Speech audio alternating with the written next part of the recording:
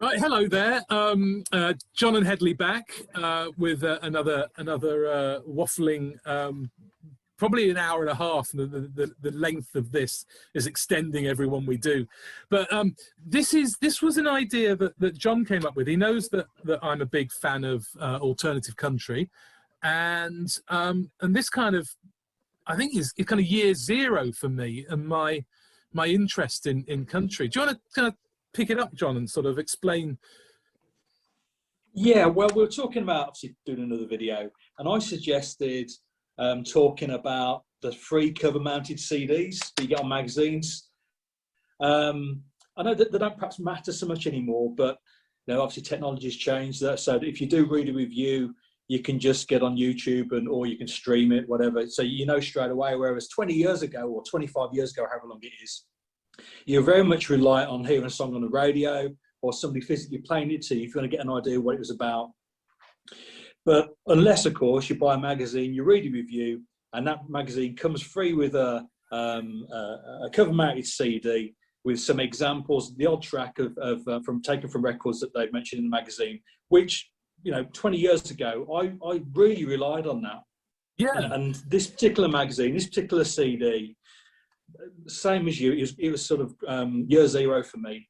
This CD, this magazine, changed my listening habits for a good 2 or 3 years. I know I'm still in it. 20 years for me. That's right, yeah. But I think something you said when we talked about this originally, you likened it to the NME's, was it C85, 86? C86, yeah. C86 compilation that got given away free with the NME. And it defined a generation of indie rock, didn't it? And very much, or some of them fell away, but a lot of them would become the big names, and it was a very important compilation, really, for going forward. And I think what we've got. Should we show what it is? I think this is probably. Yeah, that makes sense. Isn't it? What we have here. This is Sounds of the New West, or the best of alternative country, and this came free. I actually found the. Because I don't throw anything out because I'm a hoarder. It came free with Uncut magazine in September '98, yeah. So I think, as far as I remember, this was the first CD that Uncut did that was not just a compilation of various things. Yeah. It was thematic. That they went, okay. Yeah. We're going to do something. I think after this, you got quite a lot of this. They'd look at sort of dream pop or soul music or whatever. There'd be a kind of a theme, and then there's a lot of covers albums, didn't they? But yeah, much like you were saying, that they were that first opportunity for you to hear stuff. Because I was never a big listener to the radio, and actually whether sort of the alternative country stuff that was coming through, from the, I suppose, with Uncle Tupelo and that new generation, what we called the no depression bands. I don't think necessarily they got played on the radio over here particularly. Well, no. Well, that's it. I mean, you think about. I mean, I'm just thinking about my own, how I approach this myself. So this isn't the same as everybody, but the mid-90s was all about Britpop for me. So, which is very different. It's very different to this. But when that got particularly stale and uninteresting, in about 1998, Uncut magazine came out. And Uncut, I found at the time, was totally different to all of the other music magazines about. It was obviously clearly written by journalists who were writing about the things that they loved. It wasn't just music, it was films as well. And that came across in the writing. It was the equivalent of having a friend, wasn't it, that basically said, have you heard this band? Have you checked this out? Yeah. It was like that. And of course, they were talking about music which was totally alien to me, so I'm pretty sure at the time, and we'll come on to some of the tracks on this at the moment, but it features the likes of the Flying Burrito Brothers, Emmylou Harris, and those are names I probably first came across through Uncut at that sort of time. I wouldn't have been aware of them prior to that. And as I say, through the writing and, that sort of enthusiasm for the music, that really rubs off on you. And as I say, the free CDs at that point sort of opened up a totally new world to me. So I sort of went from listening to Britpop to listening to Americana and alternative country. And at obviously I do still pick at it now, but certainly for the late 90s into the early 2000s, that's pretty much all I listened to.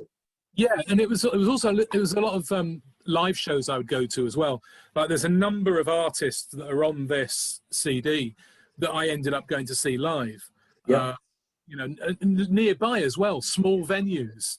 You know, these were at the Duchess in not Leeds. It was when it moved to York, and there was a venue in Leeds called the New Roscoe, which loads of these came to. And yeah, it was an exciting time because it was like a gateway drug for me. I mean, perhaps not quite so much for you, but it certainly was. It opened the doors, and it allowed me to go through and understand country music, I think, because not only is it that kind of well, if these guys are doing it, you know, well, if they're interested in it, well, maybe there's something in it. It was, it's that sort of, sometimes you would hear a band do a cover version of, you know, a Hank Williams song or a George Jones song or something like that, and suddenly you go, well, I want to go and check out the original, and then you realise actually the original's really good, and then while about it, you hear a couple of others that are pretty good as well, and you suddenly realise you're a country music fan, and there's no going back. Yeah. But the other thing as well, just what they actually talked about in the magazine. I mean, the magazine you held up there, it's got Neil Young on the cover. I remember reading that article. It's about 15 pages long. Yes. It's not, you know, it's not just a 2 or 3 page review or article on Neil Young just to get him on the cover. It's a proper meaty look at his music from a particular period. Yeah, it's all about the what was it called? The trench? No, what's it called? No, what do you call it? The ditch, the trench. Yeah, yeah. You know what I mean. But it's all about that. But I remember. I can't believe it's like 23 years ago. But I remember reading that piece. But that's the thing about the magazine at that point. They weren't just putting the Beatles on the cover. They weren't just putting Dylan or the Rolling Stones. They were putting interesting artists on the cover, and they were giving them, you know, a good chunk of the magazine. So I remember, one of the artists on the second, and we will come on to this in a minute, but on the second Sounds of New West CD, I mean, there's been several, and I'm sure we'll talk about it in a bit, but one of them was Shelby Lynn. Her track, Leaving, off I Am Shelby Lynn's on the second, the More Sounds of the New West CD. And she was she had a cover feature. It was like a 15-page article on her. The journalists had gone out to interview her, interviewed her at a local bar. They played Paul, the Drag Shots all night. It was a fantastic piece of writing, and it made you want to be there. You know, it made you want to hear the music, but it made you want to be part of that. You know, that sort of thing. It was great fun. And that was her debut album, a 15-page article on her. She was the cover star, and you know, I can't think of any other monthly music magazine that would give up that sort of space to a new artist. I know you do get the Enemy and such like, the weeklies do that, but you know, a more expensive monthly music magazine never does that. The stay with the tried and trusted, the Beatles, the Stones, Dylan. But yeah, I mean, I think eventually it did perhaps move in that direction. You know, I think the economics of everything meant that they eventually had to kind of do that. Yeah. Or at least make sure that every 2 out of 3 did have the Stones or the Beatles or the Who on the cover. But it's like looking through the track listing on this, and I realised that give or take a couple, I've got not necessarily the album from the track that's featured on this, but I have got something by most of the artists on this, and some of them have become some of my favourite bands of all time. So go on ahead, Lee. Give me a couple of your favourite tracks on here. Just pick 2. Well, I mean, I think the two that I suppose. Well, if I say 3, because of course it's got Sin City. I'll make it 4. Go on. It's got Sin City, hasn't it? From that. Now, I think I was already aware of the Flying Burrito Brothers by the time it was on this CD. I think I did know that, but I'm beginning to forget actually what I knew before this and what I didn't. But definitely, it is Sin City. It's on here, isn't it? It is, yeah.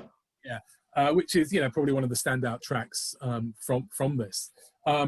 And yeah, so I was that, of course, was it, and I bought that CD you had, which is the compilation of their first 2 albums. It's a 2, yeah.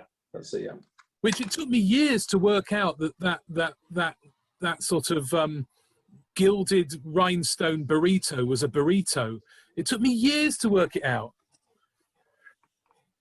Yeah, thanks for pointing that out. Yeah, I think it's because it's so small. It's when you get the album cover, you realise that's a burrito. If I knew, but the 2 tracks I think that probably are the most important is track called Trigger by Calexico from this album, The Black Light, and Weightless Again by the Handsome Family. So those 2 bands are, I mean, I've got everything they've put out, both of these bands. And interestingly enough, neither of these were their first albums as well, which is quite interesting. You know, that this was kind of their first, you know, there was a lo-fi first album, but they were not their first albums that I'd obviously then go off and discover. You know, great stuff. And if you don't know, Calexico are a kind of a Tex-Mex kind. Sorry. Hey? He who must not be named is suddenly piped up. I said something that she thought she heard. Anyway, yeah, so it's kind of, it's almost like a soundtrack to a Ennio Morricone soundtrack to a film that doesn't exist. It's got country in there. It's got the mariachi in there. It's it's almost like a concept album, that one, really. And then the Handsome Family is gothic country noir. It's kind of like death ballads, and I remember around this time seeing Ringo star. I love the way I had to say star, as if I couldn't have just said Ringo. Yeah, all those other Ringo Jones. Ringo was interviewed on some chat show, and somebody, you know, the interviewer said to him, "So Ringo star, who are you listening to now?" And Ringo said, "Oh, I like the Handsome Family," and the interviewer thought he meant Hanson, and went, "Yeah, Bob, yeah, good song." And you could see Ringo kind of go, "No." But yeah, the thing about being in the Beatles was, without a shadow of doubt, I suppose, you know, for the new artists that I'd never heard of before this compilation came out, those 2 were the big ones for me, and they still are. Buy anything by them when they sit, and it's great. I mean, you know, and actually, I mean, I would suggest, certainly for the Handsome Family and maybe Calexico as well, that this was a very important part of the career. Because if they hadn't been featured on this, would they have, you know, got the touring and the continued career that they did? Because both of those artists they're both from America, obviously, but they're far more well known and supported in Europe than they are in the States. You know, across Germany and Holland, they're very, very big into Americana, and they've really taken them to their hearts.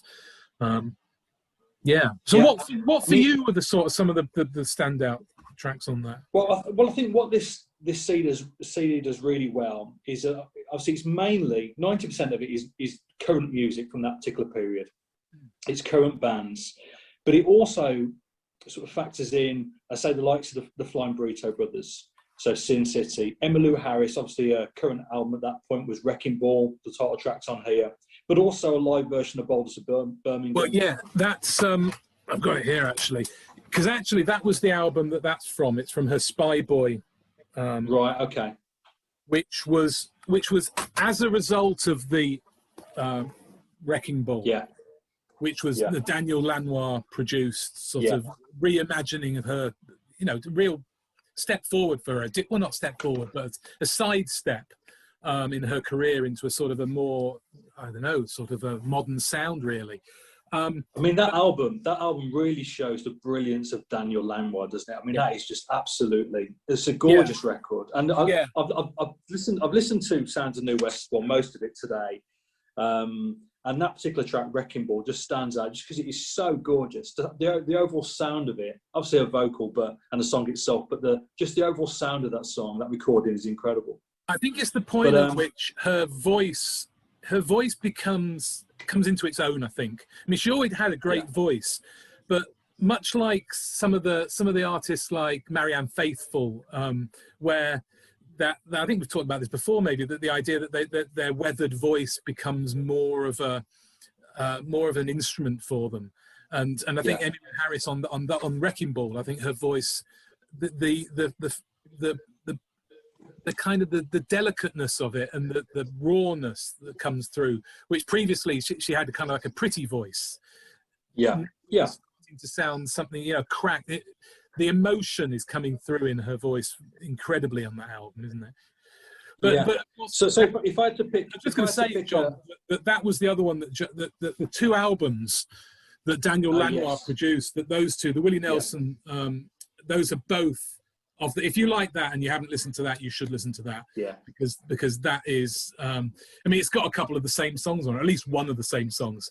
I think that's one of the things that Daniel Lanois sneakily likes to do. He likes to get one of his songs that he's written. But yeah, you were talking about the Spy Boy, and this was her touring on the back of Wrecking Ball. So it's putting together a band that can replicate that sort of Daniel Lanois sound on stage. But it's interesting because what you get with this is you get the blending of her whole career, really.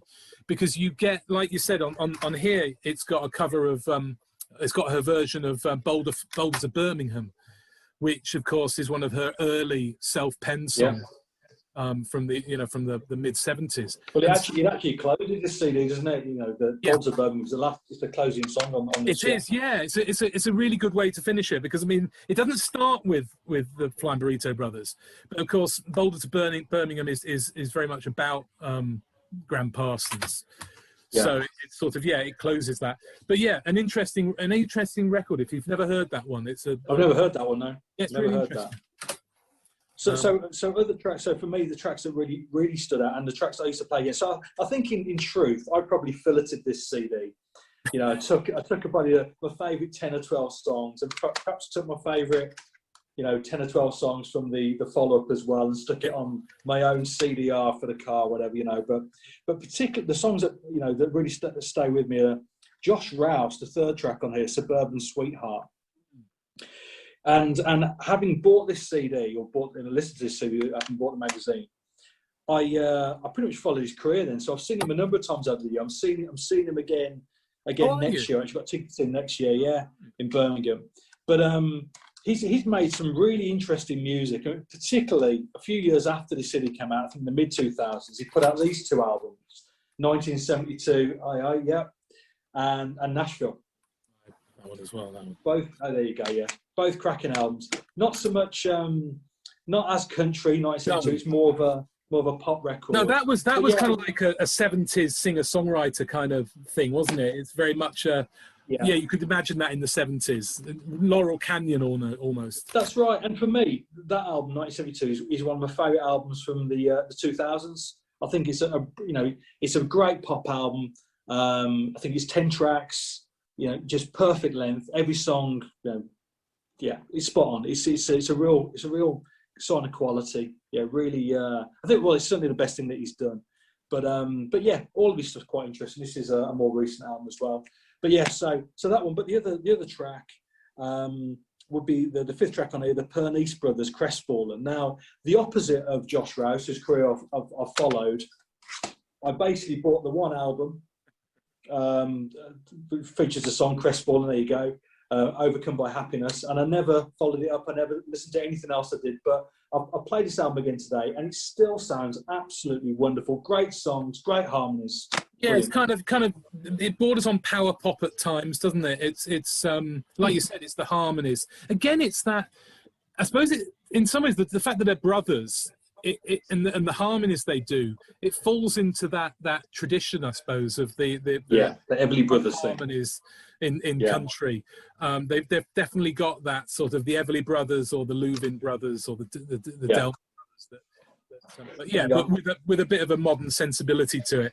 I did follow them a bit more, and I've got a couple more of their albums. But of course, they were in a band called oh gosh, this is my mind's gone. The Scud Mountain Boys. That was their original outfit, the Scud Mountain Boys. That they did Is two that albums, right? and those are beautiful records. They're records that were recorded in their kitchen, I think, on the farm, and they're stripped down, just guitar and bass, but they sound wonderful, and they are really worth picking out. And I wouldn't have probably come across the Scud Mountain Boys if it hadn't been for the Pernice brothers, and then those are really So the Scud Mountain Boys are great. There's a couple of these that I saw live that were absolutely amazing. I saw the Willard Grant Conspiracy from this. The song, what's it called? It's called Evening Mass. Yeah. Which I actually don't have the album that's from, but I've got a couple of other ones. I think this has got Christmas in Nevada that was on the second Sounds of the New West. I got one called Mojave. I think it's Mojave. Yeah. And I've always said with them that they're like a country Nick Cave and the Bad Seeds. Right. Okay. There's something in his voice. I think it's Robert Fisher. I think his name. And unfortunately, he died about 3 or 4 years ago. I think. From cancer, but I saw them, the Willard Grant Conspiracy, support the Hanson family in York, and he was this brooding figure. He was quite a big man, and he sat there and he had his sort of glasses on, big bald head, or at least shaven head. And he just moved his head so slowly when he sang, and it was sort of a almost Zen-like kind of stillness, but just powerful stuff.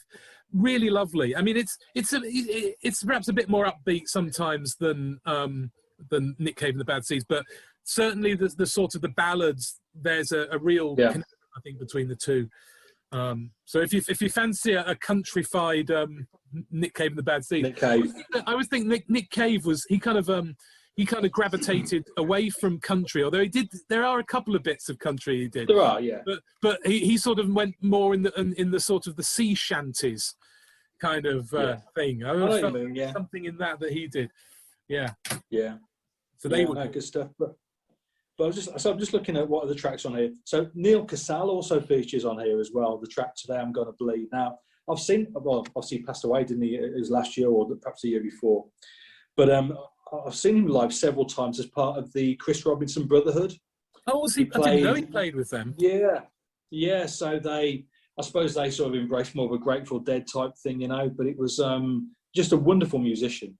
But he was also in. Ryan, he became part of Ryan Adams' touring. Yeah. What were they called? I can't remember what they were called. The Cold Mountain. Is it called? The Cardinals. That's it. Yeah. And actually, that brings me on to the second volume, which came out. I don't know what year this was. Headley, do you know? I think it was 2 years later. It was Best of 2000, wasn't it? Yeah. Oh yes, Best of Americana 2000, which features Ryan Adams featuring Emmylou Harris, "Oh My Sweet Carolina," which obviously sent me down that road. Yeah, that would probably be the first time I heard him as well. Yeah. Yeah, I saw him on this tour. I saw him play the Ronnie Scott's Jazz Club in Birmingham. It's just a fully seated gig, probably about 150 people, and it's still to this day one of the best gigs I've ever seen. He was so charismatic. Just incredible, he had the audience. You saw him on a good day, didn't you? I heard. Well, this is it. No joke. I saw him. Well, I've seen him several times over the years, but I saw him probably 2 or 3 years later on the Rock and Roll Tour, which is still to this day the worst gig I've ever seen. So, he ticks all the boxes, Brian Adams. So, but I suppose Heartbreaker. I don't think you can fault it. It's a great album. I think some of the big names on here, of course, what there was on here was Vic Chesnutt. And I was already familiar with Vic Chesnutt. Now, what was it? Hang on, I've got it here somewhere. It was a track from The Salesman and Bernadette, which is an album he recorded with Lamb Chop. Right. Which again is a great title for an album. Yeah, it's a kind of a concept album. It's a kind of telling a story all the way through. Right. Okay. But I was already familiar. I'm trying to wrap my brain of whether it actually introduced me to Lamb Chop, and I think it might well have done. But I was already familiar with Vic Chesnutt because I picked up Little, which was his debut album, because it was produced by Michael Stipe, and so at the time I was big into everything that was REM. So I had to get that. So what do you reckon, Headley? So so I was saying before that this magazine and this CD pretty much changed what I was listening to at the time. Dramatically changed what I was listening to. Was it a particularly golden period for this type of music? Because I'm thinking, part of the reason why I was listening to this stuff was because Nixon came out by Lamb Chop, Deserter Songs came out by Mercury Rev. There was a whole list of these great classic albums that you still listen to now. Heartbreaker by Ryan Adams, just perfect records, all in this vein. And so part of me was thinking, okay, I was directed by the magazine and the free CDs, but part of me was thinking, well, what have I got there anyway on my own accord because this music was just so good, I don't know. Yeah, I mean, whether you got there without it, I mean, I don't know. But whether it was I think one of the things you talked about earlier was the outlet for, this was how we came to this music. We weren't able to sample it in any other ways. We weren't able to stream it. It wasn't being sent to us via, some sort of online website that was Pitchfork or something telling you what it was. Potentially there was probably stuff out there, but I was a bit of a computer novice back then. But I think it struck because this was the last sort of era of the CD. The last time, it'd be another 10 years on from here, and the CD and streaming was taking over. So therefore, and also the bands were touring a lot to support the records, which they don't tend to do as much now. I think there's a lot of bands that, because they can use the internet to sell their music, because they can, maybe American bands are better known in America now, or they're able to build up their I don't know. I'm probably talking utter rubbish, but I think it was a golden period for all these various things being there at the time. That it was, it was the fact that these magazines were giving away free CDs. I mean, 5 years earlier, it would have probably been far too expensive for them to even have dreamt about doing something like that. I remember Q Magazine used to do it, but they used to do it every so often. So every sort of 4 months, they'd give you the provide a CD. Or every 6 months, whatever. But I know perhaps around this time Mojo were doing it as well, every month, the same as Uncut. But yeah, at that time, I've still got a lot of them. I'm admittedly up in the loft somewhere, but they certainly opened, a lot of new doors for me, particularly this one. I mean, this is basically the conversation that we had a few weeks ago was just talking about the impact of free CDs on, free cover-mounted CDs in magazines.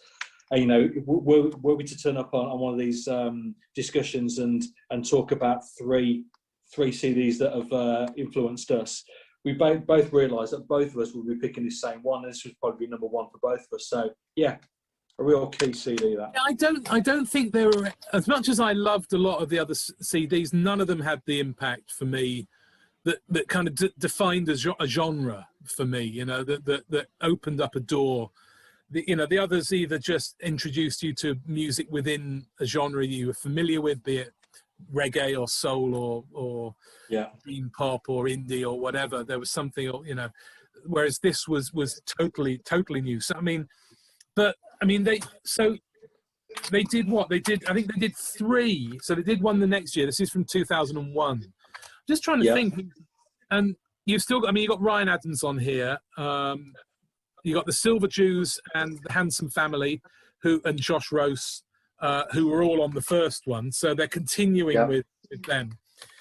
I don't know if this counted. This was in 2004, which was Americana, where they kind of, there's still some of the same people, but they broaden it out to have things like American Music Club, and the National, and Iron and Wine that wouldn't really necessarily.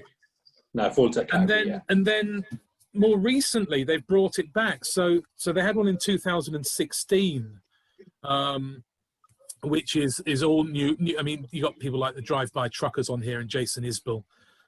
Very, although you have got Bonnie Prince Billy on here, who of course is on this as Will Oldham, from his. I think he only ever released one album as Will Oldham, the Hoya or Joya album, which it was from. So there are some continues of that. And then was it last year? I think it was last year. This one came out, which is what they call it, Volume 4, Sounds of the New West. And this is all, very, very of the moment. There's none of the old school from the first one on this. Really, really moving forward. But I have to say, I listened to it. I like it, but it hasn't. I'm just trying to think if there's anything on here. I've got a Courtney Marie Andrews album. I've got one of hers. Obviously, it's got the Drive-By Truckers that I was always into. But I've not really gone and got anything else from this, so it hasn't had that effect. Maybe because I suppose maybe because I've gone through and I'm kind of more into country now. It's I've come out the other side. But I was saying, I should listen to that CD. Perhaps I should listen to that. That's probably that might be the way back in for you, Volume 5. I think so. Yeah. But one thing just quickly say about this is that it features a cover of Neil Young's "On the Beach" by the Walkabouts. And what was interesting was at this time when this came out in 1998, for love nor money, you couldn't get hold of a copy of Neil Young's "On the Beach." It hadn't been released on CD, had it, at that point? It didn't come out on CD until, 2004? I think it was 2004, yeah. So there's the CD version. So I remember hearing that and reading that article, Headley, the magazine that you just showed. Yeah, of course. And thinking, I want to hear Neil Young's version of "On the Beach." And with no YouTube or no streaming or anything like that, I didn't get to actually hear it for another 6 years. Yeah, no, I'm probably the same. Yeah, definitely. Yeah. It was very. I remember I found it very, very frustrating and odd that I remember, because at the time I was picking up because you could pick up a lot of those, reprise records quite cheap. You probably pay $5.99 or $6.99 for them. And I remember buying up all of his early records from the 70s, and there was that big gap. It's like, hang on, why not? Bizarre.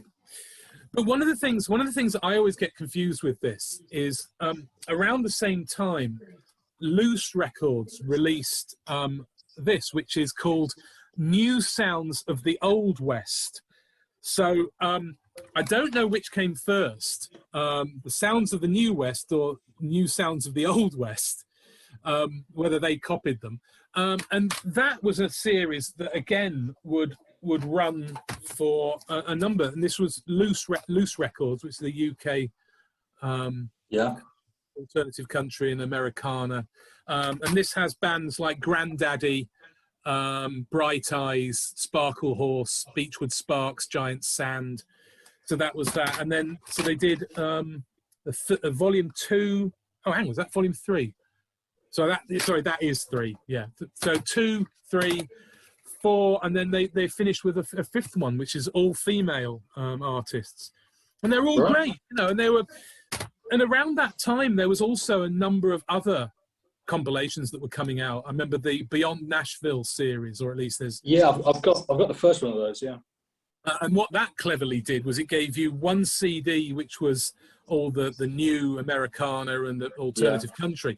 But the first CD was going back to Jimmy Rogers and the Carter family and sort of some of the more gritty country artists, wasn't it? It was sort of the country artists that I don't know, punk people could listen to without too many strings and the pop stuff that turned a lot of people off country music. So I was trying to think earlier on what knocked me off this path of listening to country music. and what should I have listened to? What should have been my exit? Well, exit strategy? It's very obvious, Headley. It's very obvious. In 2001, I heard the Strokes album. Ah. Is this it? Yeah, skinny boys with guitars, and that sent me down a totally different path. You see, I no, I was too heavy into listening to gothic country noir, and there was no way I was going to listen to a load of kids were they from LA or something? Yeah, New York. Yeah, New York. Yeah. Great album though. That first album, I mean, and pretty much everything that I listened to after that, you know, in that vein was worthless. But that first album by the Strokes, Headley, is a classic. I still stand by that. But unfortunately, you stopped me listening to all this lovely Americana and alternative country.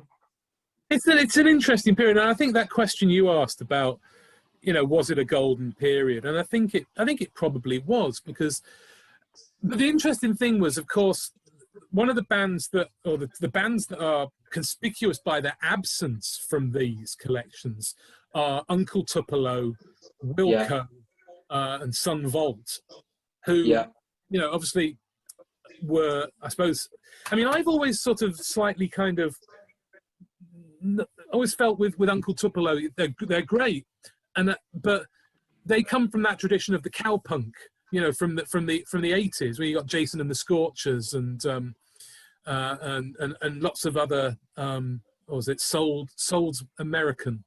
There were these they were already doing this kind of indie country. So I've never quite seen Uncle Tupelo as being the earth-shaking. No, it's interesting though, because certainly around this time, so Summer Teeth, the Wilco album Summer Teeth came out, was it the year after this, which is a much more poppy record. But the album prior to that was Being There, which was a big Uncut favourite. I remember it being, you know, they're really praising that album at the time. So it is, you know, it is strange that there isn't a track featured on here. I don't know if that's a licensing thing or what. It certainly wasn't, because potentially. I don't know. Yeah, certainly the journalists themselves were very keen on that record, I recall. But I mean, you know, the way that Wilco went directly after this with that, I say, more of a poppy sound with Summer Teeth, it wouldn't have fitted anyway. But you know, yeah, you have on the third one, you do, you know, you've got Whiskey Town, of course, which were and it has got Jay Farrar on this one. But that's, you know, that's already after Sun Volt, you know, so it's after Uncle Tupelo, it's after Sun Volt originally. I think Sun Volt, you know, they got back together again.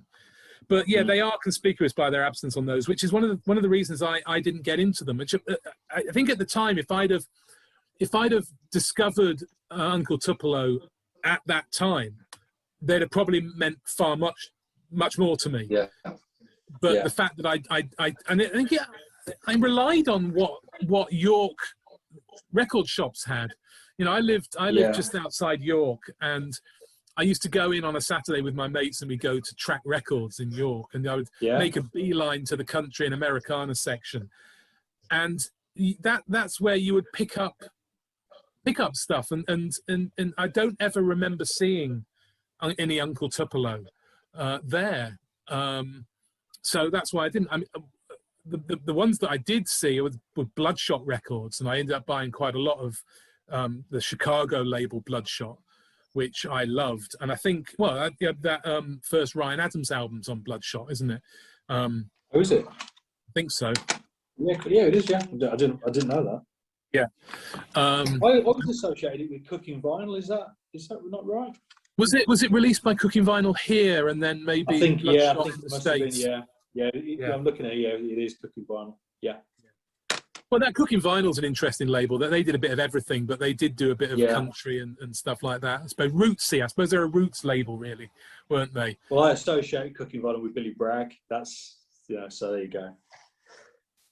Right. Oh well, I think we've wrung this one dry. I think, and you're lucky you haven't. You've got away without seeing my piles of CDs. We've got away without seeing your piles. Fantastic. Well, yes. Now, if there's anyone out there that has any tips, I wouldn't mind them. No, it's interesting. I think that is one of the things. This was the era for me. It was the era of the CD. I've always bought records, but But during this period, well, even at the beginning, my collecting of records was financial, insofar as if I wanted to buy London Calling by The Clash, it would cost me £10.50 or something on CD, or 15 quid somewhere. I could get the the vinyl record second hand for like 4 quid, 5 quid. Yeah. And that's why, and that's where I bought CDs. The CDs I couldn't afford at the time. I would buy the records. But then, of course, during this period, I made that choice that I'm not going to buy. Because I think the thing is, and one of the things I like about vinyl records now is the download codes and things like that. So it's almost like, as in case your record gets scratched or something like that, or you've got that there as a backup. That's always going to play. It might not be the quality or whatever. There's an argument. But at least you know that copy will keep playing. And so, yeah. Now, the reason why I've always bought records. So even through the 90s and 2000s, I still bought albums. I don't know why I bought particular albums on vinyl, but I wish I'd bought more, obviously, now. But I bought CDs purely for the purpose of forcing my musical taste on other people, because I could make mixed CDs for people and pass them on, and that was largely the reason why I bought CDs, So the number of alternative country CDs I did for people. I think it probably started actually doing tapes for people, because I probably didn't have I didn't have a CD burner. It was definitely still in the era. Isn't it interesting the way these sort of formats sort of straddle different periods? Yeah. Because even though the CDs were about, I was still producing mixed tapes for people. Well, I was saying before about, obviously, me, the first 2 volumes of Sounds of the New West, I took off the best tracks and put it onto a C90 cassette or whatever it was. Onto a CD, onto a CDR. Because I remember the car that I had at the time, it had a cassette player in it, and I had a CD player put in. Now, this CD player was absolutely shit, because every time I hit a bump, it jumped, right? The CD jumped. So, but I'd be driving around town. Every time I come to a pothole, I'd be slamming the brakes on, just so that I went over it really slowly, so that the CD didn't jump, So I think that's what I had. I had a Discman. And I say a Discman, that must be was that a Sony? It wasn't a Sony, it was like a Panasonic cheapo or stuff. And it came with, it was specially designed for your car. And the idea was, it sat on your dashboard on a kind of a slightly sprung sort of platform.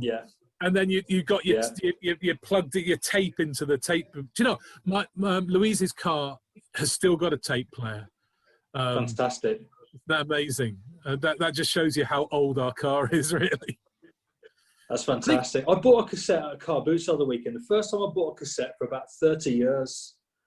And I only bought it to sell it, but there you go. But it's I did play it, and it sounded just as shit as it did back 30 years ago. So I realised what I bought CDs. I feel that what we have done is we have not finished the video when we should have done, and we've continued to waffle.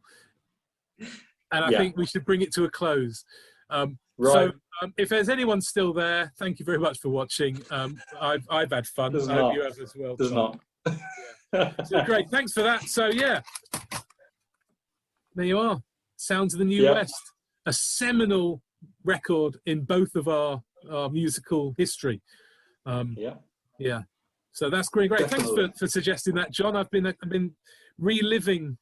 I was going to say my youth. It wasn't quite my youth. It was, we were certainly younger though, Headley. That's for definitely sure. Younger, definitely.